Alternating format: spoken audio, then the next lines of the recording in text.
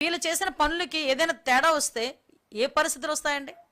నా నా పేరు మీద ఐఎమ్ ఏ హోమ్ మినిస్టర్, నా పేరు మీద ఫేక్ అకౌంట్ ఓపెన్ చేసి దాంట్లో పోస్టులు పెట్టి దానికి 13,000 మంది ఎంతమంది ఫాలోవర్స్ అట. అసలు అంటే ఇప్పుడు మేమేమీ చేయకుండా చేతులు కట్టుకుని కూర్చోమా? మేము ఇప్పుడు కూడా మాట్లాడకుండా కూర్చుంటే వెనకేసుకొస్తావా నువ్వు? చెప్పు. నీ తల్లి మీద నీ చెల్లి మీద ఆఖరికి ఏమని మాట్లాడారండి? ఎవడో కదా వర రవీంద్రారెడ్డి గారు అన్నవాడే. ఏం అసలు ఆ పదాలు వింటానండి కొన్ని నాకు చాలా ఇబ్బందిగా ఉంది. నాకు చెప్తున్నాను కదా, కొన్ని వర్డింగ్స్ వల్గర్ లాంగ్వేజ్ అనమాట. ఎక్కడో సంస్కారం అడ్డొస్తుంది. ఒక హోమ్ మినిస్టర్గా ఉన్నాను కాబట్టి ఎక్కడో సంస్కారం అడ్డొస్తుంది. మామూలుగా కూడా నేను మాట్లాడలేను ఇలాంటి పదాలు. నా ఏది పడుతుంది? ఇప్పుడు చెప్పండి. కొన్ని మీకు లేదు మేమేం అనలేదంటే నేను ఓపెన్గా చెప్తా, ఇలా తిట్టారు నన్ను వదిలేయాలా? నన్నే కాదండి, రాష్ట్రంలో ఉన్న ఆడవాళ్ళందరి గురించి, తెలుగుదేశం పార్టీ ఆడవాళ్ళందరి గురించి, పాపం స్వాతిరెడ్డి ఆ అమ్మాయి గురించి అయితే నీచాతి నీచంగా ఆ ఏబి వెంకటేశ్వరరావు గారు ఆ పదాలు పెట్టి పాపం ఇంత నీచాతి నీచంగా మాట్లాడి, ఏమండి నేను ఒక సజ్జన్ రావుని ఎదవ ఆ రోజు ఏదో ప్రెస్ మాట్లాడితే నేను ఇంటికెళ్ళి గొడవ పెట్టుకొని వచ్చాను. అప్పటి నుంచి ఇప్పటి వరకు ఇంకా హోమ్ మినిస్టర్ అయినా ఇప్పటికీ సీఎం అయినా చంద్రబాబు నాయుడు గారు అదే మాటలు పడాలి, వాళ్ళ కుటుంబ సభ్యులు అదే మాటలు పడాలి, హోమ్ మినిస్టర్ అయినా నేను అదే మాటలు పడాలి. అవసరం ఇదంతా? కాబట్టే చర్యలు తీసుకుంటున్నాం. ఇలాగా పెట్టేగిపోయి సోషల్ మీడియా ముసుగులో నేరస్తులు రాజకీయ ముసుగులో బయటకు వచ్చి మీ భావస్వేచ్ఛ ప్రకటన ఆ ప్రకటన అని చెప్పి నోటికొచ్చినట్టు బూతులు మాట్లాడి బూతులు తిడుతున్నట్టుగా ఉంటే ఎవరిని వదిలిపెట్టేది లేదు. అందరి సంగతి తేలుస్తాం. దీనికి వీలైతే గౌరవ చంద్రబాబు నాయుడు గారు, డిప్యూటీ సీఎం పవన్ కళ్యాణ్ గారు అందరూ కలిపి ఒక స్పెషల్ యాక్ట్ కూడా తీసుకురావడానికి సిద్ధపడ్డారు. మేము ఈరోజు గర్వంగా గుండెల మీద చేసుకొని చెప్పగలం. ఈ రోజు వరకు జరిగిన ఏ సంఘటనలోని కూడా నిందితులు అన్నవాడు 24 గంటల నుంచి 48 గంటల్లో పట్టుకున్న పరిస్థితి మాది.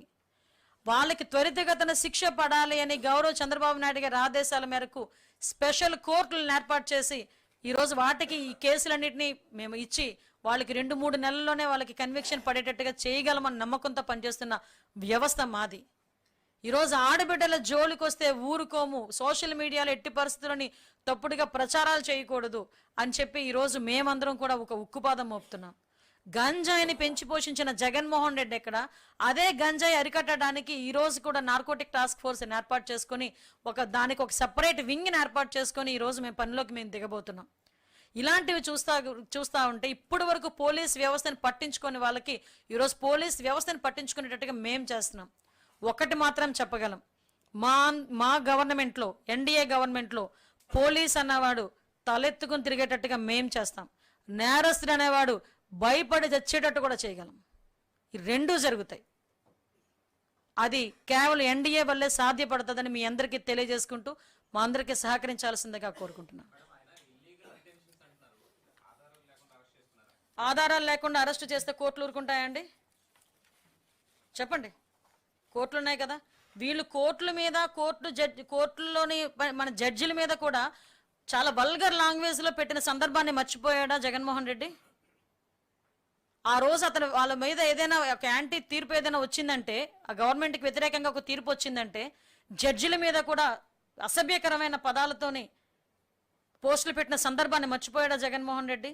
మాకు పద్ధతి తెలుసు, మాకు చట్టం తెలుసు, మాకు పద్ధతి తెలుసు, చట్టాలను ఎలా గౌరవించుకోవాలో తెలుసు, కోర్టులను ఎలా గౌరవించుకోవాలో తెలుసు.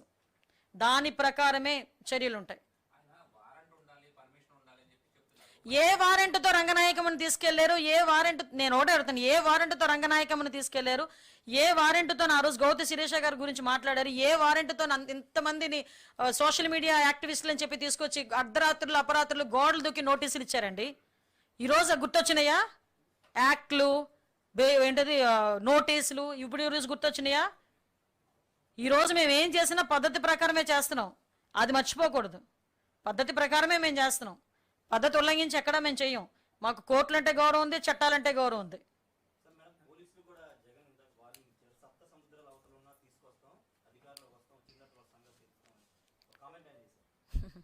అంటే దాన్నే అంటారు వాడుకొని తెప్ప తగిలేసే రకం తెలుసా? ఏదంటారు, ఏరు దాటాక తెప్పదగలేయడం అంటారు.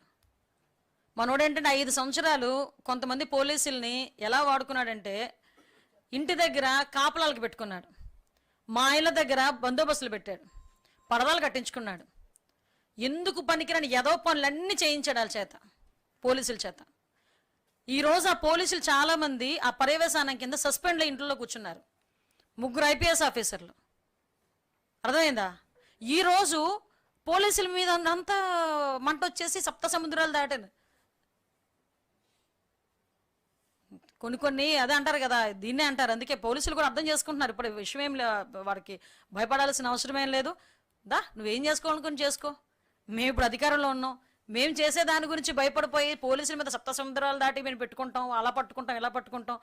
ఒకటి మాత్రం క్లియర్గా చెప్తున్నాం, ఎన్డీఏ గవర్నమెంట్లో ఎవ్వరూ కూడా ఒక కార్యకర్త కూడా చట్టాన్ని ఉల్లంఘించి పనిచేయడు. నీకు మరి బరిదగించి ఉన్మాదుల్లా ప్రవర్తించే వాళ్ళు మా ఎన్డీఏ కూటమిలో లేరు, నీ దగ్గర ఉన్నారు. నీకు చెప్తున్నా, సోషల్ మీడియాలో నోటుకొచ్చినట్టు మాట్లాడి ఎలాగైనా ఒక పిచ్చ ఆనందం పొంది, రాక్షస ఆనందం పొంది, నేను ఎక్కడో కూర్చుంటాను, ఎక్కడో ఐడి పెట్టి నేను ఇక్కడ ఎక్కడో కామెంట్ పెడతాను, నన్ను ఎవడు ఏమి చేయలేడులే అనుకుంటే వాళ్ళకి చెప్తున్నా సప్త సముద్రాలు దాటున్నా కూడా మిమ్మల్ని పట్టుకుంటాం.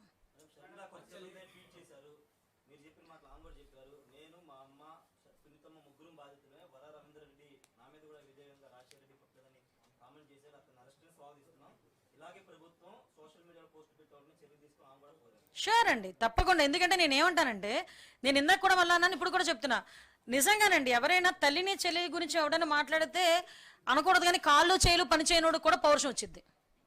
తల్లి గురించి చెల్లి గురించి ఎవడైనా తప్పుగా మాట్లాడితే కాళ్ళు చేలు పని చేయని వాడికి కూడా కోపం వచ్చింది. మరి ఈయనకి ఎందుకు కోపం రావట్లేదో జగన్మోహన్ రెడ్డికి నాకు అర్థం కావట్లే.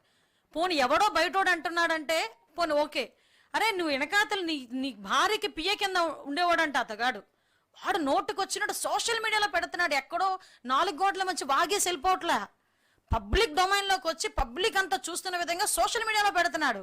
నీ తల్లి గురించి చెల్లి గురించి ఆడవడం మాట్లాడుతుంటే నీకు రక్తం మరగట్లేదేమో కానీ నాకు రక్తం మరుగుతోంది.